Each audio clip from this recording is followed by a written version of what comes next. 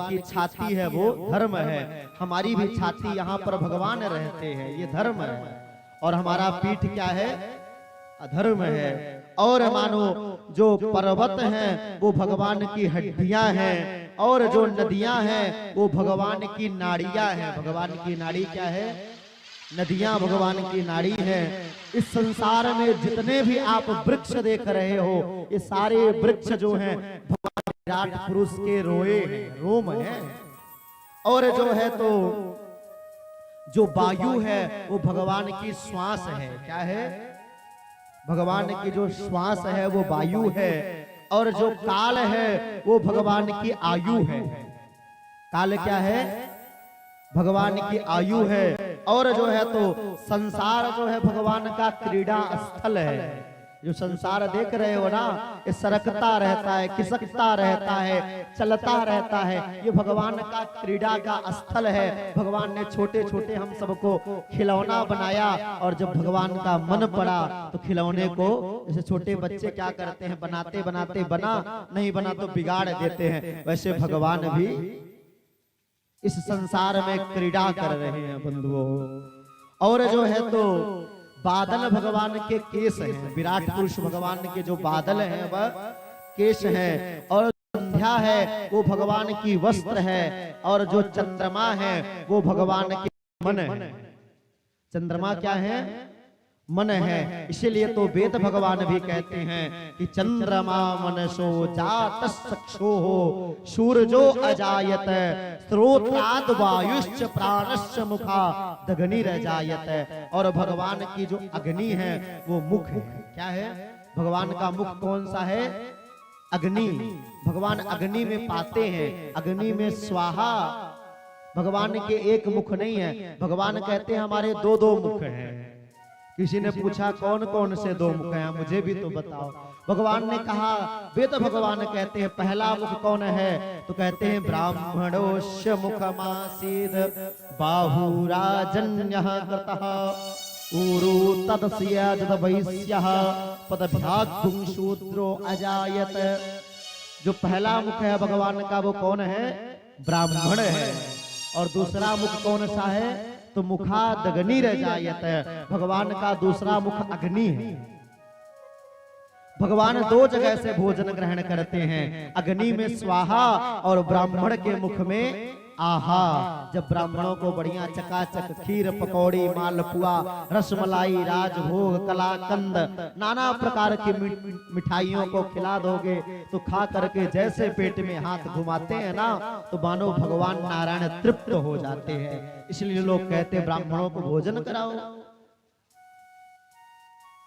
तो भगवान ब्राह्मणों के मुख से पाते हैं। ब्राह्मण भगवान के मुख है। और दूसरा मुख कौन सा है? अग्नि। तो भगवान कहते अग्नि में स्वाहा करने से भी मैं उतना प्रसन्न नहीं होता हूं जितना कि ब्राह्मण को खिला देने से प्रसन्न होता हूं। तो जो भगवान के मुख है वो ब्राह्मण है और अग्नि है। तो भगवान के मुख से ही ब्राह्मणों की उत्पत्ति हुई है। और ब्राह्मणों के 6 कर्म बताए गए हैं। यज्ञ करना, यज्ञ कराना, दान लेना, दान देना, अध्ययन करना और अध्यापन कराना, ये ब्राह्मणों के 6 कर्म हैं। और भगवान ने कहा अच्छा जा रहे हो तो जाओ ब्राह्मण देवता, आपको जो है तो अपने मुख पर ही प्रविष्ट रहना। संसार के आप दर्पण हो, समाज को दिशा एवं दशा देने का कार्य कोई करता है तो ब्राह्मण करता है बंधु। आजकल अब कुछ पूछो नहीं, कहना पड़ता है बड़े दुख के साथ कि आजकल के ब्राह्मण ईंटे वाले हो गए हैं, भट्ठा वाले हो गए हैं, गाड़ी वाले हो गए हैं। आजकल के ब्राह्मण दुकान खोल लिए, व्यापार करने लगे हैं, लेकिन कोई विद्या अध्ययन नहीं कराना चाहता, कोई संस्कृति को नहीं पढ़ना चाहता। और यदि यही स्थिति रही तो आने वाले समय में आपके समाज में विद्या और विद्वान दोनों लोप हो जाएंगे। ये बात लिख करके रख लेना। और उसके जिम्मेदार हम सभी हैं।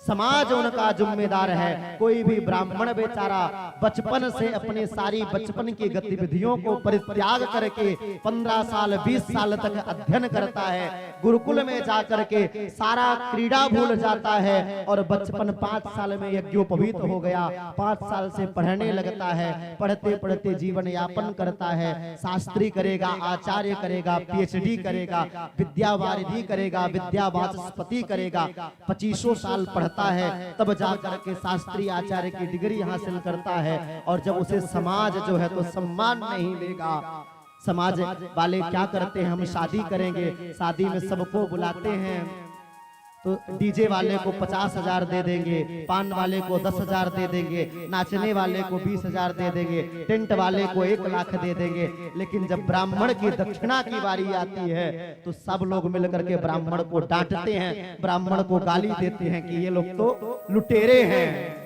यदि ऐसा करोगे ना तो फिर हमारी बात नोट करके रख लो कि समाज में विद्वान मिलने वाले नहीं है, विद्या और विद्वान दोनों समाज से गायब हो जाएंगे। कौन पढ़ाएगा अपने ब्राह्मणों को, बताओ ना? कौन भेजेगा गुरुकुल विद्या अध्ययन के लिए?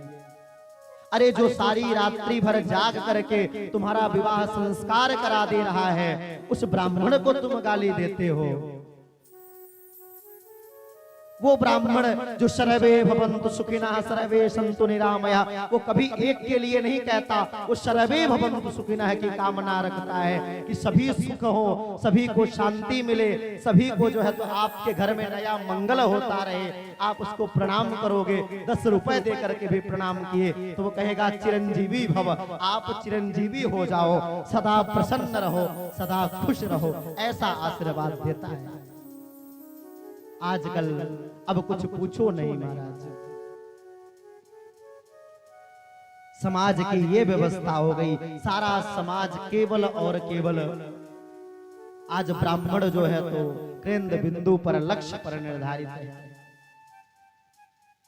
इस प्रकार से जो ब्राह्मण हैं वो समाज के दर्पण हैं और समाज को दिशा और दशा देने का काम ब्राह्मण करता है।